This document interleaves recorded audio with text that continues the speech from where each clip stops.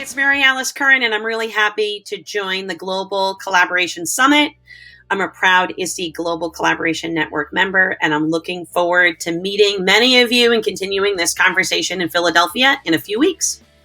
I'm just going to share my local, global, and digital citizenship journey. I thought that the best way to start was to introduce myself as an awkward adolescent. That's yours truly in the 1980s. I can tell you, my doctoral work at Boston College, really the focus was on adolescent development and middle level curriculum and instruction. It's no surprise that my teaching career started in 1993 as a middle school teacher. I've been a teacher, middle school teacher, a middle school principal, and then a faculty member before taking this big launch to become an entrepreneur and really start the Digital Citizenship Institute.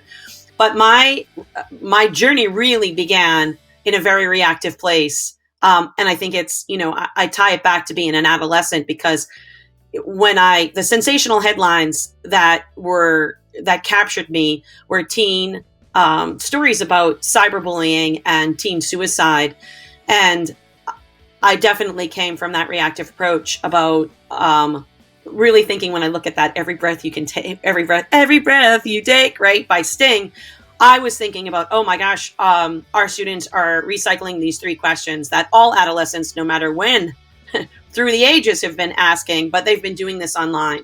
And so the It Gets Better campaign came out in full force which was fantastic message, to let teens know, don't worry, it gets better. But I remember being upset, thinking, what can I do as one person now? And that's when I really started creating courses, doing more workshops, becoming more visible. This was the fall of 2011, and this was a game changer for me. I created a first-year seminar course for my incoming freshmen called Pleased to Tweet You, Are You a Socially Responsible Digital Citizen? And what I was really trying to do for these incoming freshmen, no matter what their major was going to be, I felt like this was going to be able to give them a firm foundation as they moved forward.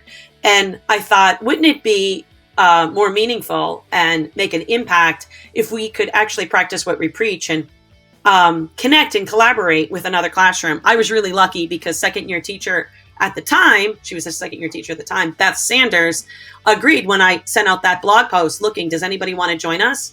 And so high school juniors, Beth Sanders high school juniors from Birmingham, connected with my college freshmen we were in West Hartford, Connecticut. And everything that we did, it was like not only breaking down classroom walls, it was breaking down ivory towers in higher education, where everything we did, geography was an issue. We were connecting over a variety of different social media platforms, really putting in to practice what we were doing. And this is our culminating, and I won't show it because of time, but I will share these links, and I hope that you watch it. It was the iCitizen Project, and this was the culminating event. The script was written by the students, both in Birmingham, Alabama, and West Hartford, Connecticut. And it really, to this day, defines digital citizenship for me, this project. And the students decided to be a human in the 21st century. You needed to think and act at a local, global, and digital level simultaneously, and that we needed to humanize the person next to us as around the world and across the screen. The first time I ever live streamed an event was the semester ended early in December, and by February of 2012, we had a live audience and a live streamed audience, and it was called the iCitizenship Town Hall Meeting, and it was a direct result of the iCitizen Project. And this really, to me, was chapter 1 of our DigCit Summits, because at this point in the fall of 2011, digital citizenship wasn't a very reactive place. It also was an add-on to conferences, to professional development. And I was really tired of it. I was tired of it being an add-on. I wanted to carve out time and space specifically around changing that narrative to begin to go from the reactive to the proactive. And this really was it, because that iCitizenship Town Hall Meeting, if you can see on the back screen, there are the high school juniors joining us as we are live in the audience in West Hartford. And so students have always been at the center of everything that we've done. And it's that idea of not talking at students, but learning with students. And the idea that it is an entire community needs to come together. So that's the parents, that's the educators, that's the thought leaders, that's industry, all working together. Since then, our first Digital Citizenship Summit, the official one, was in the fall of 2015 when I still was a faculty member. And since then, just the global alone, the UK, Spain, Cameroon, Nigeria, Mexico, Ireland. I've put down at the bottom the upcoming summits that are coming, California, Kenya, and then we really hope that you'll join us. We've partnered with EduMatch to put on our 5th annual DigCit Summit online during the entire week of Digital Citizenship Week, where we're every single day during that week, during October 14th through the 18th, we're connecting classrooms. So classrooms can connect with classrooms. Students can teach students about digital citizenship. We'll share DigCit Impact Talks. And each night with EduMatch, Sarah Thomas will host these tweet and talk panels around a specific topic. So we really hope you'll be able to join us. This video, our 4th annual, we held at Webster University, and we showed this video, and it's our community members around the world sharing in their own language that I am a digital citizen, and the fact that it doesn't matter where you live, what language that you speak, the customs or traditions that you practice, we are one world, one human race. And what we're really proud about this message is we also you have to change that. Digital citizenship can mean many things to many people, depending on where you're coming from. And we're really looking at it on changing some mindsets, how we can be more empathetic, entrepreneurial, solving problems. And then this inclusive mindset, which this video shows about, accessibility for all. And so we have sign language examples around the world, both in Spanish and in Arabic, saying, I am a digital citizen. And the last one is about being innovative, because that's really, how do we provide those opportunities for our students to put this into practice? I also very quickly wanted to share that, alongside my journey, not only was this with students, but this was learning alongside my son. This happened very, very naturally. Really started when he was in preschool. It's about being curious. And what happened was it was all offline. Our journey started offline. But he would join me in both my undergraduate and graduate classes. And any time that I was trying to make a teachable moment, even with my students, I brought it home, and it was a teachable moment at home as well. And we think about, I like to use that example about learning how to ride a bike and the different types of bikes that we transition as, but just that visual of holding the back of a bike as we're helping our children learn how to make that balance. It's the same thing. And so even though social media, you're supposed to be 13 years old, we made a decision as a mother and son to really learn alongside each other. And it was a mother and son account.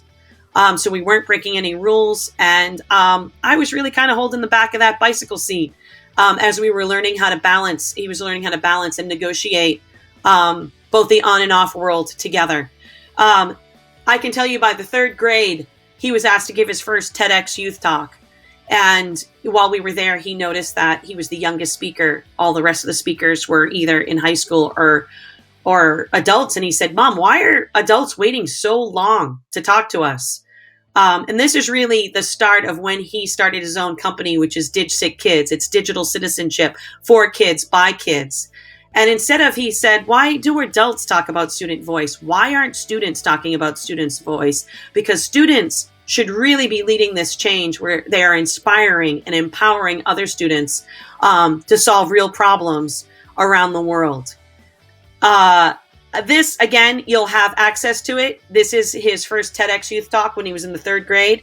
And this is when he used that quote, the first time he used that quote, if you want us to learn about the world, we need to learn with the world. And that really set the stage for this DigCit Kids journey as a mother and son. And we recently, this is we told our story in our recently released book through EduMatch, DigCit Kids, Lessons Learned Side by Side to Empower Others Around the World. And what we did was we asked other contributing authors to tell their story about how they learned side by side. So we have stories that are shared from Australia, India, Mexico, Nigeria, Scotland, Spain, and all around the United States. So we encourage you for a summer read to check out DigCit Kids, and we're using that hashtag DigCit Kids Book. Here's one of our pledges, which is the DigCit Kids, that was inspired by President Barack Obama. But really, our overall message is, how are you using technology every day to make a real difference for your community, other kids in the world? Very quickly, when you think about when we were in Nigeria, kids are kids no matter where you live. That's what my son would say. And the idea that one book can change a life, a connected book changes. I mean, that is a game changer. And so we brought the Global Read Aloud to Nigeria, and it was a really powerful, powerful way. So to just support that idea of why we are connected learners. Would love to have you. This is one of our very favorite classrooms. I'm going to go right over to LE Primary 1. Please watch this video because they're 4 and 5-year-olds. This is Mary Jallin's classroom in Scotland. No matter where you are when you're 4 and 5, you're learning your math facts. You're also learning about your community. Her 4 and 5-year-olds learned that homelessness, but particularly access to clean sanitation, is a major issue in Glasgow. So as they were learning their math facts, they put out on social media, please sponsor and donate for us, because we want to be able to we want to donate a toilet for our community. And not only were they able to do it for one, they were able to do it for 4. And it just is a reminder that if 4 and 5-year-olds can do it, we all can do it. Here are more examples. DigCit Kids is really about curating stories of amazing kids around the world that are sharing their voice, solving problems, and empowering others. And so we continue to add to this collection, but this Wakelet collection just is more examples. Taking that DigCit Summit model, we've started to bring them to school communities. And this is Rachel Murat and Maine Enwell in upstate New York. They hosted a DigCit Summit for their school community, invited the outside in, and they created the very first documentary that is a proactive approach to digital citizenship called Positively Social, and I really don't miss it. Just recently, we worked this last year with Lakeshore Central, also in upstate New York. Again, we worked with 20 classrooms from kindergarten to 12th grade. And the culminating event was hosting a school-led DigCit Summit, which we're calling a DigCit Summit EDU.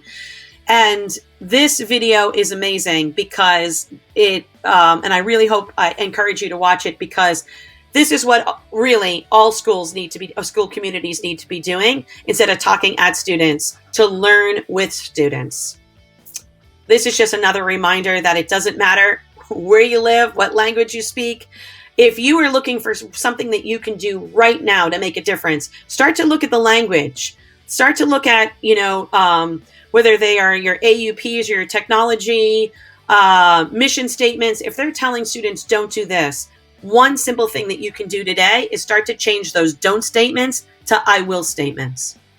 And lastly, I'm really looking forward to continuing this conversation. If you're going to be in Philly or you're not, if it's not at ISTE, please reach out, because, that idea that we're all here to be called upon and that it takes a variety of voices to be part of the solution. We're looking forward to continuing this conversation and putting these words into action with you.